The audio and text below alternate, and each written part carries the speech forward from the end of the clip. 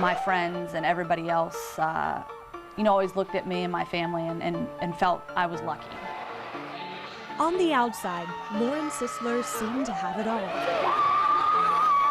And growing up in a middle-class family, my parents always took care of me and my brother, did everything they could to make sure we were taken care of. And of course, you remember As a young gymnast, Lauren could always count on her parents to be there, congratulating her in her successes, consoling and lifting her spirits in her struggles.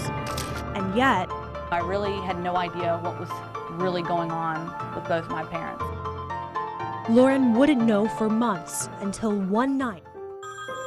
As a freshman in college, she received a phone call from her dad that shook her to her core. When I answered the phone, my dad was on the other side. He said, "Dad, what's going on? Is everything okay?" He sounded a little distressed, and I said, And he said, "No." I said, "Dad, what's wrong?" And I said, "Dad, what's going on? Is everything okay?"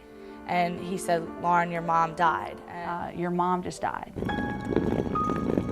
And I remember wheeling my suitcase onto that plane and just having something hit me, like a pit in my stomach, that something just wasn't right. As her plane touched down, all I want to do is run and jump in my dad's arms. I need somebody to hug me, to, be there for me. I said, "Where's my dad?" And my uncle had already started driving the car. I had to pull over, and he turned around and he said, "Lauren, I'm really sorry, but your father's passed away too." Several tear-stained nights passed before Lauren finally found out what stole her parents' lives.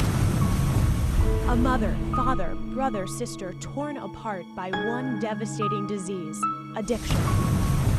Toxic levels of the prescription drug fentanyl were found in both her mother's and father's bodies. They died of overdoses within an hour of each other. Fentanyl is a pain medication 50 times as strong as morphine, typically given as a last resort when nothing else can touch their pain. Paramedics found stacks of these patches inside the Sisler's freezer. Lauren will never have all the answers, but she believes her parents fell into the dangerous path of addiction after being treated for other medical conditions. When you become addicted to something, you lose control. My parents did everything they could to mask the addiction inside of them.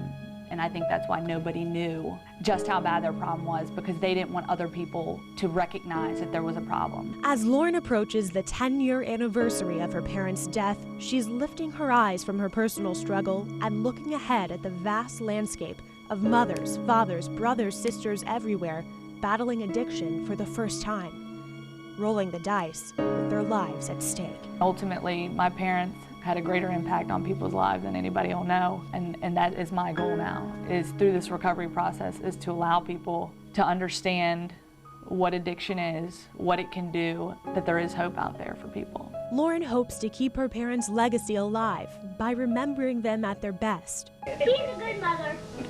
Thank you, Lauren. But also by taking a close look at what ultimately brought them down. All the while, she knows her parents are still always there, cheering her on from the best seats in the house. In Birmingham, Caitlin McCulley, CBS 42 News.